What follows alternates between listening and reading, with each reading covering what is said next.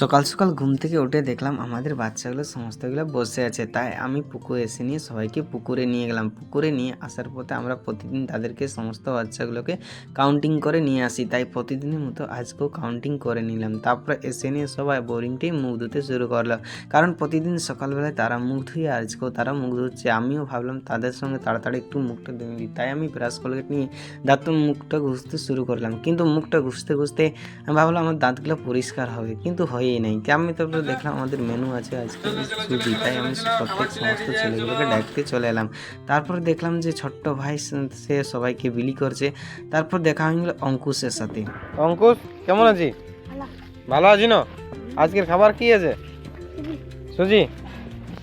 আর এটা হচ্ছে আমার সব থেকে বেস্ট ফ্রেন্ড, এই সবসময় আমাদের সাথে থাকে, আমাদেরকে দেখাশোনা করে। তারপর সেটটায় দেখলাম গাড়িগুলো আছে, নাহলে বার করতে হবে, নাহলে ছেলেগুলো বসবে কোথায়। তাই গাড়িগুলো বার করতে করতে দেখলাম অন্বেষা ভাই বোনের ছোট্ট সে কী করছে, ঝাড় দিচ্ছে। তা প্রচণ্ড খিদা লাগছিল, তাই আমি চলে এলাম রান্নার রুম। দেখা যাক আজকে আমার জন্য কি রেখে দিয়েছে। তারপরে দেখলাম আমার জন্য রেখে দিয়েছে চিকেন। তো বন্ধুরা, আজকের মিনি ব্লগটা এখানেই খেতে খেতে শেষ করলাম।